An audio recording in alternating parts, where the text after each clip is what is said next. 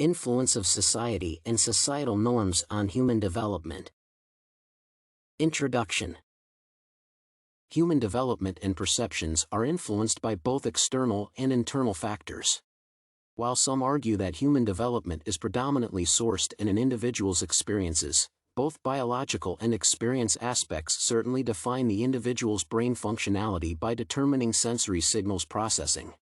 Thus, the environment of society, in combination with different factors such as religious beliefs and moral values, contribute to the social construction of an individual's subjective experience. Several concepts also influence the individual's understanding of the world, such as human neuroplasticity and socialization, somatic work, emotional labor, feeling rules and closure talk, and gender relations. My subjective perceptions of the experiences of a 20-year-old African-American born and raised in Queens, New York, would be significantly or entirely different from other people's perspectives. Main body.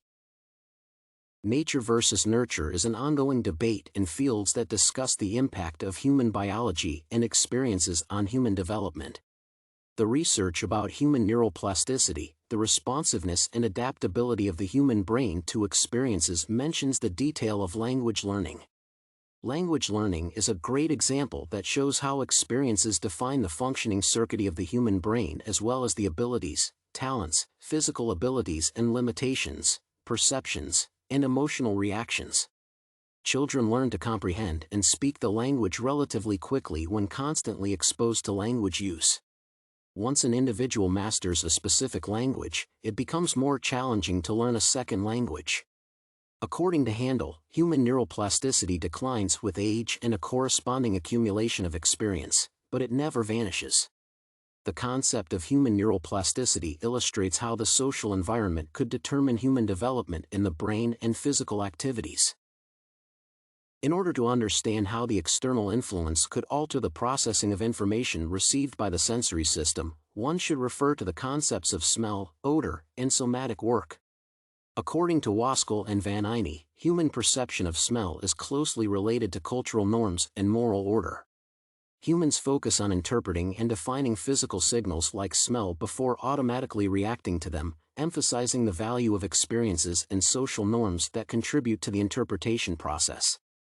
The principle of interpretation taking place before the reaction process also applies to the somatic work of the human body that involves emotional work. This closely relates to the concept of doing gender, in which interaction in the social setting contributes to the creation of gender. One of the social norms that influenced emotional expressions in my case is that men should never show their vulnerability and sadness. As a young black man, I have been told that a man should control his emotions and never show sadness through crying. In addition to such behavior being perceived as weakness by the man himself, tearing in front of other men could hurt his dignity. The concept of showing emotions being perceived as a weakness is developed through feeling the rules of emotional manhood. The fear of feeling humiliation makes it harder to manage the feelings to fit the appropriate social norms and, in the end, makes it hard for men to show any emotions. The example illustrates how social norms could influence somatic work through emotional labor and how social experiences influence human interactions and emotions. Even though showing emotions in some cases is labeled as inappropriate in society, the topic of grief and loss presents a separate issue. It is known that different cultures process mourning differently, as funeral rituals in some countries are centered on celebrating and honoring the dead. Depending on an individual's religious beliefs and overall perception of the world, his emotional approach toward the topic of death could be different. Thus, in countries where culture and religion support the concept of resurrection, funeral rituals have a more celebratory character. In discussing the closure concept, Berns points to how differently grief is expressed worldwide to question the universal character of emotions. The closure concept explores the feelings that people experience while dealing with grief or trauma. I do not support specific religious beliefs because there is truth to any religion. However, I believe that religion as a social aspect contributes to subjective experiences in determining the individual's approach towards the topic of life and death. Thus, people who are not subject to any specific religion can choose their approach to the topic, emphasizing societal factors' influence on people's expression of emotions. Conclusion. In conclusion, society and societal norms tremendously influenced my subjective experiences to the point of constructing my perceptions, beliefs, and values, as well as my mind and my soul.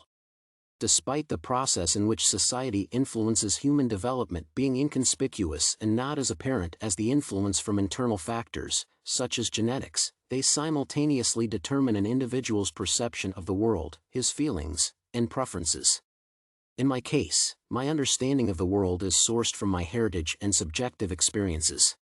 The social construction of subjective experiences results in the society being connected through similar social experiences while also being very different in perceptions and preferences.